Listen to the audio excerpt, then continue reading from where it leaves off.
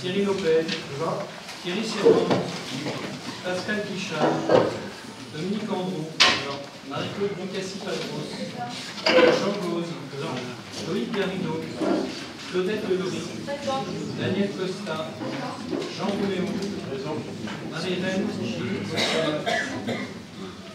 Nandine Malachi a laissé le pouvoir à Madame Claudette Lelory, Joseph Bequena, Jacques Ferreras, Jean-Marie Mergette a laissé le pouvoir à Madame Daniel Costa, Fernand Berlia, Stéphanie Margaille, Odile Roussel, Henri Benkemoun a donné le pouvoir à Philippe Delpaux, Patrick Brusy, Damien Brinster, Stéphane Calvo a laissé le pouvoir à M. Brusy, Olivier Hugo à M. Brinster, Manon Godaille, Jean Joindet, Jean-Claude Montes, Marie-Pierre Salvoni-Gomez, Franck Antoine, Claudette Guiraud et Hélène Alonso. Le quorum est atteint. Je vous remercie. Il nous faut désigner un secrétaire de séance, M. Frédéric Berlia. Nous passons à l'approbation du PV de la précédente séance. Est-ce qu'il y a des observations? M. Montes. Oui, je lis. Le climat houleux, les insultes, les interpellations n'ont pas permis à l'ensemble des conseillers d'avoir un débat contradictoire et objectif. Pour ces raisons, je vous demande d'annuler purement et simplement l'intégralité des mesures votées à l'occasion du conseil municipal. Pas d'affolement. Vous reconnaissez certainement vos propos. Je reprends là exactement, M. Delpozo, les mots que vous avez adressés au préfet des Pyrénées-Orientales suite au conseil municipal du 22 janvier 2009. Nous ne ferons pas la même démarche aujourd'hui, mais vous comprendrez que ce qui nous a gênés jadis nous a gênés il y a peu. Par votre départ, en cours de débat sur les orientations budgétaires, la séance du 15 mars dernier a été inaudible et totalement improductive. Abracadabrantesque, comme dirait l'autre, en ce qui concerne le job en tout cas. C'est la raison pour laquelle nous ne voterons pas, bien sûr, un semblant de compte rendu après avoir vécu une caricature du débat.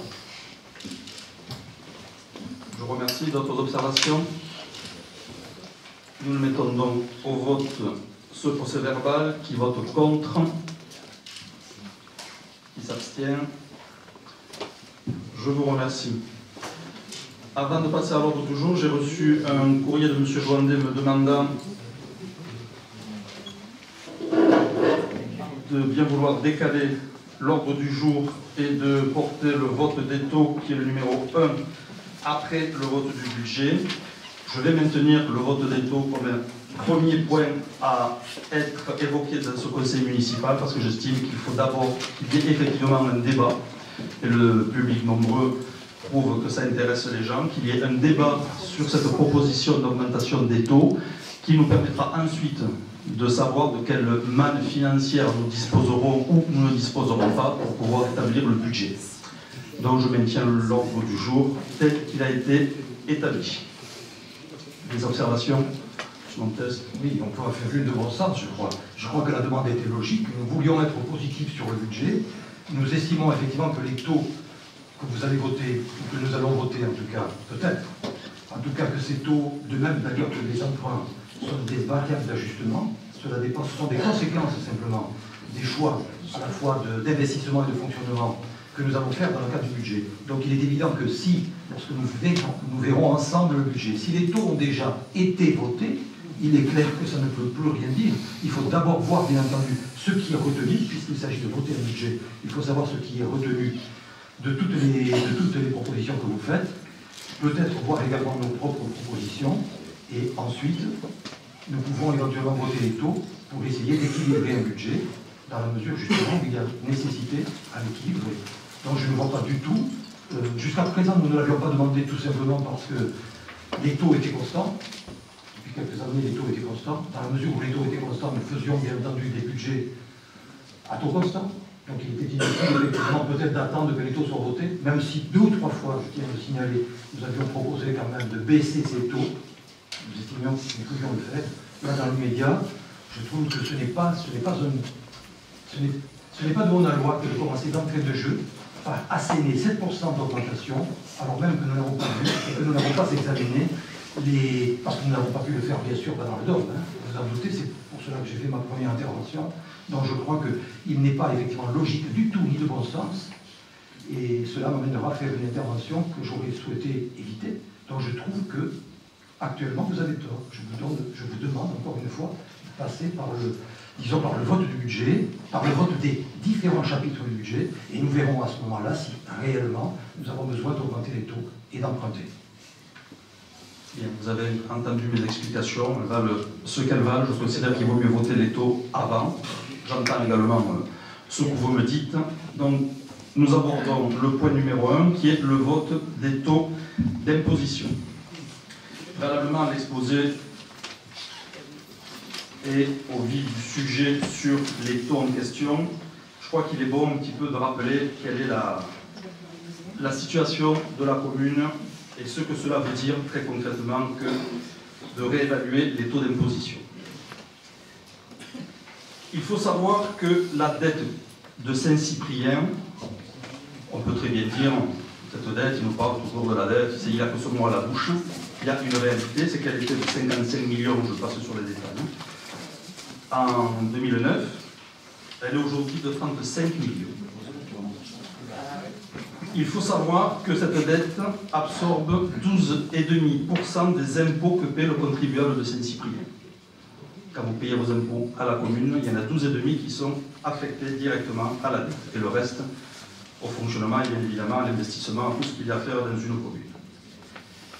Aujourd'hui donc, la dette de Saint-Cyprien est de 35 millions d'euros. Je rappelle, elle était de 55 il y a peu de temps.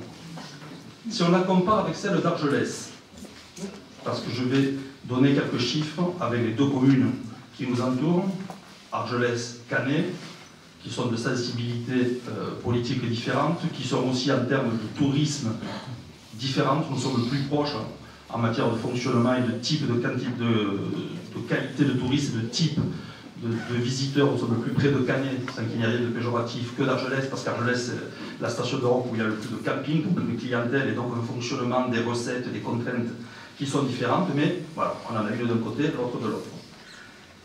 Pendant que nous avons 35 millions de dettes, et que donc nous en avons remboursé 20 millions, Argelès a 23 millions de dettes. Canet a 15,6 millions de dettes. Comparons-nous à Canet, nous en avons 35 aujourd'hui, Canet en a 15, Argelès 23. Cette dette, comme tous les emprunts que fait une commune ou un particulier, il faut la rembourser. Ça nous coûte, ça vous coûte, je me mets dans le lot bien évidemment, 2,3 millions d'euros par an. Nous remboursons 6 301 euros par jour de dette. Juste la dette. 6 300 euros par jour. Pendant que nous avons, nous, un capital de dette à rembourser de 2,3 millions d'euros, donc on peut dire c'est facile à rembourser la dette, il suffit de faire un virement à la banque. Il faut quand même avoir l'argent pour faire le virement. Nous en remboursons 2,3, Argelès en rembourse 1,4. Canet 1,3. C'est dire que nous sommes, et c'est logique, la commune qui a le plus fort taux d'endettement et celle qui rembourse bien évidemment le plus, c'est-à-dire qui affecte le plus de ses ressources au remboursement de la dette. Et donc ce que l'on remet au remboursement de la dette, c'est comme un ménage. Vous pouvez acheter une voiture, des appartements, vous pouvez vous surendetter. Tant que vous remboursez votre dette, après il vous en reste forcément beaucoup moins pour manger, sortir, vous habiller et tout ce qui fait la vie de ménage. Une commune, c'est exactement la même chose. On en rembourse 2-3, nos petits copains d'à côté, 1,3 million ou 1,4 million. Les recettes pour rembourser cette dette et pour faire fonctionner une commune. Nous avons une recette de 16,5 millions d'euros. Je parle des recettes qui sont issues des impôts et des taxes que nous votons, que nous percevons. Pendant que nous avons 16,5 millions d'euros de recettes, Argelès en a 14,8, donc un petit peu moins, mais avec une population inférieure, et Canet en a 17,8. Nous sommes à une population quasiment équivalente. Quelles sont donc nos marges de manœuvre? Aujourd'hui,